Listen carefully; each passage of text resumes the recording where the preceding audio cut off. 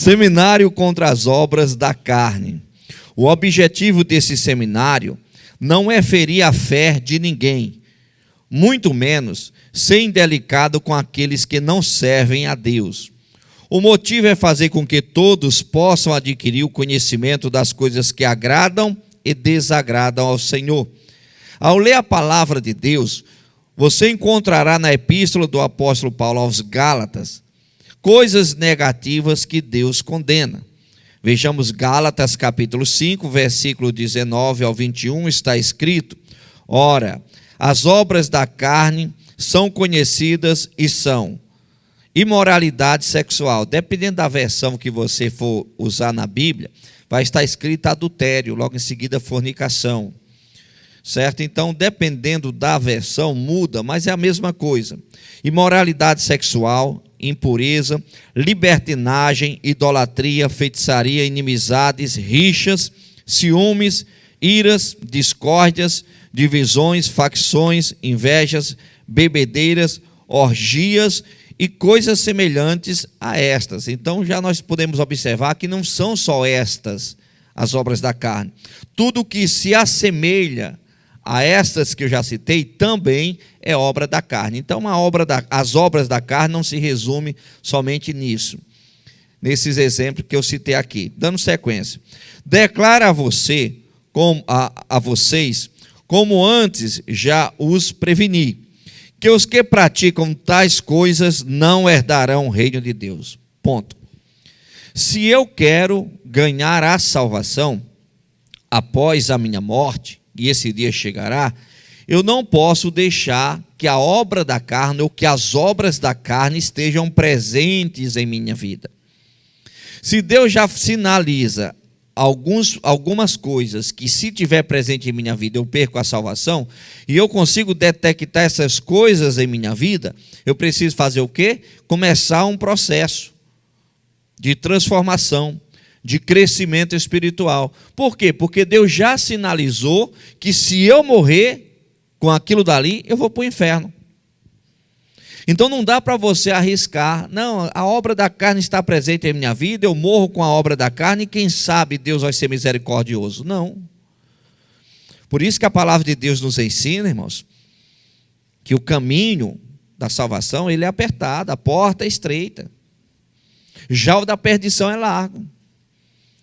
Então a pessoa tem que entender que Deus tem que estar em primeiro lugar em nossas vidas. Primeiro ponto que nós temos que buscar é a salvação. Quando eu não estou salvo, quando as obras da carne estão presentes em minha vida, eu estou preocupado com muitas coisas, muitos afazeres, muitas coisas do dia a dia, isso mostra que eu estou cego espiritualmente. Pastor, a pessoa não pode se preocupar com as coisas do dia a dia? Lógico que pode e deve, mas o primeiro foco é a salvação, é o primeiro foco. Continuando, para aqueles que desejam herdar o reino de Deus, a única forma é colocando em prática o que está escrito em Gálatas capítulo 5, versículos 16 e 17, que diz: andai em espírito, e não cumprireis a concupiscência da carne, porque a carne cobiça contra o espírito e o espírito contra a carne, e estes se opõem um ao outro, para que não façais o que quereis. Espírito com letra maiúscula é o Espírito Santo. Concupiscência da carne é o desejo descontrolado da carne, a inclinação descontrolada para o pecado. Aí a Bíblia vem falar: andai em espírito. O que é andar em espírito? É você andar fazendo o que é correto, o que é certo. Uma pessoa espiritual não é medida pelo tom de voz que ela ora, pelo tipo de movimento ou gesto que ela faz no momento de uma oração. Uma pessoa espiritual não é medida pelas lágrimas que correm em seus olhos. Uma pessoa espiritual ela é medida pela sua conduta de vida. Quanto mais cheio do Espírito Santo, mais domínio próprio essa pessoa tem. Quanto mais cheio do Espírito Santo, mais o que é correto ela faz na vida dela. Ela não vai fazer coisa errada. Ela vai se negar a fazer o que é errado. Isso é ser uma pessoa cheia do Espírito Santo.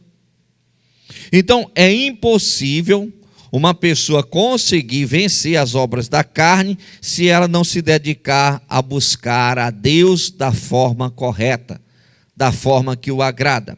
Dando sequência, o que é feitiçaria? A feitiçaria é uma prática que se ramifica de várias formas, assemelhando-se a uma árvore com muitos galhos. As ramificações da feitiçaria incluem bruxaria, macumbaria, encantos, espiritismo, adivinhação, magia, cartomancia, tarô, astrologia, horóscopo, necromancia. O que é necromancia? Que envolve em prática em cemitério, aquelas pessoas que entram no cemitério para fazer trabalhos com defuntos. E centros espíritas, conhecido como mesa branca, além de umbanda, quimbanda, candomblé. A feitiçaria, ela tem várias ramificações.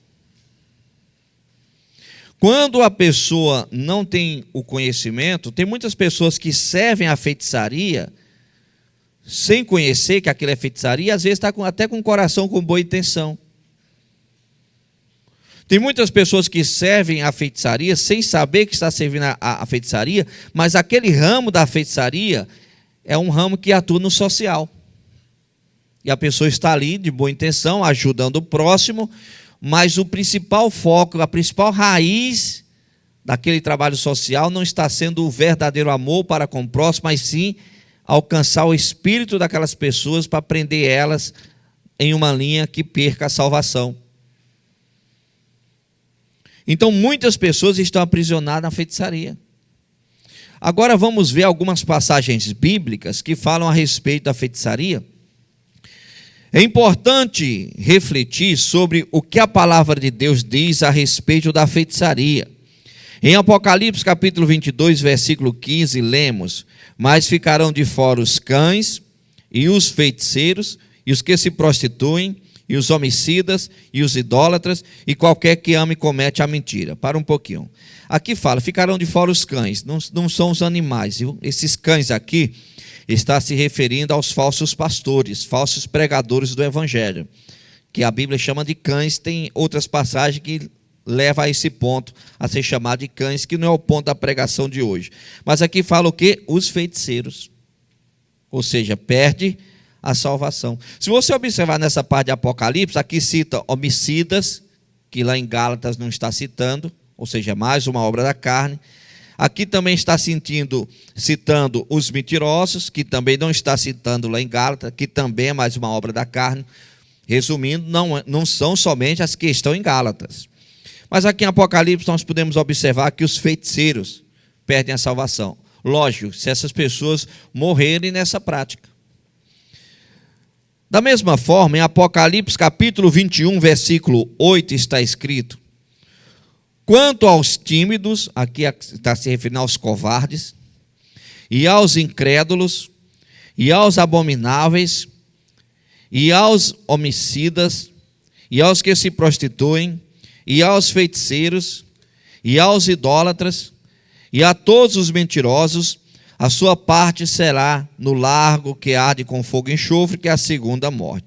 Aí aqui em Apocalipse 21, 8, você vê já citando também incrédulo. A incredulidade também é uma obra da carne, que não está em Gálatas.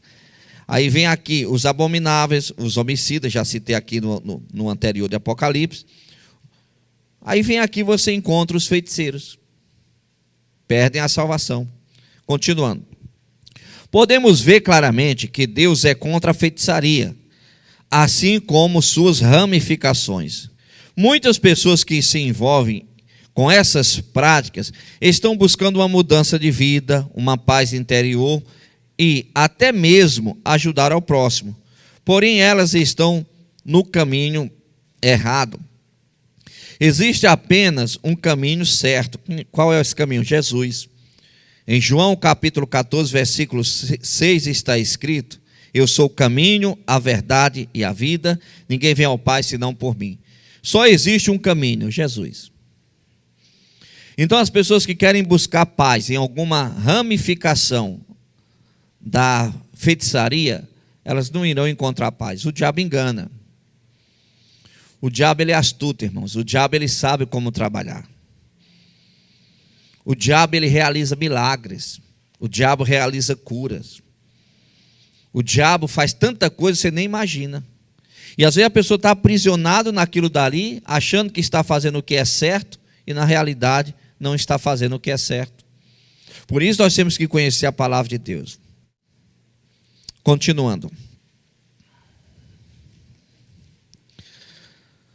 Ao estudar a palavra do Senhor, podemos ver que há um pecado muito comum no meio do povo que se diz de Deus, que ele classifica como semelhante ao de feitiçaria. Você sabe onde é que você encontra muitos feiticeiros? Onde, pastor? Dentro das igrejas. Sério, pastor? Sério. Os feiticeiros gospel.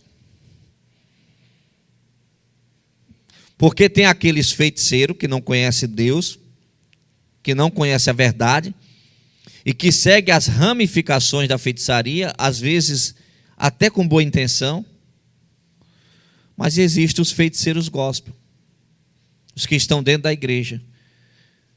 Às vezes tem mais feiticeiro dentro das igrejas do que fora.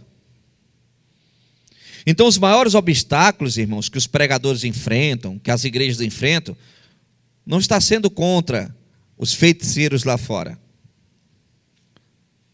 São os feiticeiros de dentro.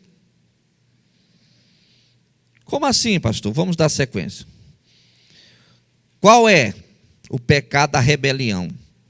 1 Samuel capítulo 15, versículo 23, está escrito: porque a rebelião é como o pecado de feitiçaria. E o porfiar, o que é porfiar? Discussão, competição, é como iniquidade e idolatria. Para um pouquinho. Onde você encontra mais feiticeiro, idólatras, são dentro das igrejas. Porfias, contendas, Deus fala que é idolatria. Rebelião, desobediência, Deus fala, classifica como pecado de feitiçaria. Por que é que você acha que existe tantos escândalos? Por que é que você acha que existe tanta divisão? Por que é que você acha que existe tanta coisa ruim acontecendo nas igrejas no geral? Por causa dos feiticeiros e dos idólatras. Mas eles sabem que são feiticeiros e idólatras? Não. Eles oram em nome de Jesus. Há casos que até cura realiza em nome de Jesus. Participa da Santa Ceia do Senhor. Só que essas pessoas, no dia do juízo final, quando elas receberem a sentença de condenação, elas irão falar: mas Senhor, em teu nome não expulsamos demônio, em teu nome não fizemos maravilhas. E Jesus irá falar para elas: apartai-vos de mim, malditos, para o fogo eterno. Eu não vos conheço. Aí, dando sequência aqui à leitura, está escrito: porquanto tu rejeitaste a palavra do Senhor, ele também te rejeitou a ti, para que não sejas rei. Essa passagem bíblica relata a história do rei Saul desobedecendo a ordem de Deus. O Senhor tinha ordenado que Saul destruísse os inimigos, os amalequitas, porém ele desobedeceu, poupou o rei e o melhor dos animais. Deus mandou o profeta Samuel dizer que a desobediência é como o pecado de feitiçaria. Quando você se rebela contra a palavra de Deus, o Senhor fala que isso é como um pecado de feitiçaria. Sendo assim, cuidado com aquela famosa frase: eu não concordo. Não, esse texto bíblico eu acho que não é bem isso, eu acho que isso daí é excesso de zelo dos religiosos. Deus fala a forma como eu tenho que conduzir a minha vida. Eu sou cristão, eu estou dentro da igreja e eu faço o contrário daquilo que Deus fala. Eu estou sendo o quê? Feiticeiro aos olhos de Deus. Você acha que quem é que prejudica mais a obra de Deus? O feiticeiro de dentro ou de fora? O de dentro. O de dentro. Porque o feiticeiro de dentro, ele mente, ele calunia, ele gera fofoca, ele cria desavença, ele maltrata aquelas pessoas que estão recém-chegando nas coisas de Deus, no campo de Deus, na igreja de Deus. Então essas pessoas, o quê? Elas são usadas pelo diabo. Mas elas notam isso? Elas conseguem enxergar isso nelas? Não, elas acreditam que estão salvas, porque estão dentro da igreja. Como se tempo de igreja quisesse dizer alguma coisa. Tempo de igreja não quer dizer nada. Deus não assina a carteira de ninguém, nem para receber seguro-desemprego, quando a pessoa sai da igreja.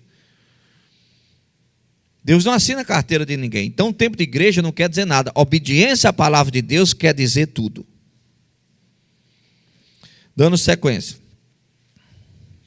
A única forma de vencermos a obra da carne é se nos sujeitarmos a Deus, ou seja, tirarmos tempo para buscar ao Senhor, a fim de descobrir ou conseguir fé para negar nós mesmos e vencer a carne.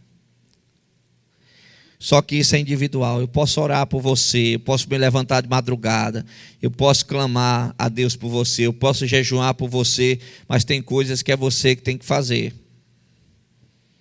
Porque senão seria fácil, ninguém perderia a salvação. Porque em toda família eu acredito que tem um crente fiel. Então era só esse crente fiel começar a clamar, pronto, está todo mundo salvo. Não, tem coisas que dependem de você. Filho de crente não está salvo porque os pais são crentes. Deus não tem neto, Deus só tem filho. Os pais podem orar, podem clamar, mas tem coisas que são os filhos que têm que fazer. Se eles não fizerem em vida, perdem a salvação. Ou você acha que no juízo final está todo mundo, toda a família de crente está salvo? Não, irmãos. Muitos vão para o inferno. Muitos filhos de crente vão para o inferno. Muitos pastores vão para o inferno. Muitos membros vão para o inferno. Muitos obreiros vão para o inferno. Por quê? Porque não venceram a obra da carne, ou as obras da carne. Foram empurrando com a barriga. Não, estou no erro, estou no pecado, mas eu continuo empurrando com a barriga. Eu não paro para acertar a minha vida. Eu não paro para consertar a minha vida. Eu acho que o tempo vai fazer com que minha vida se conserta. Não vai, irmãos. Não vai. O tempo não vai consertar a sua vida sem uma atitude. É a mesma coisa você ter uma goteira em casa e achar que o tempo vai fazer com que essa goteira desapareça. Não vai desaparecer. É mais fácil aparecer outra. Então tem coisas que é atitude.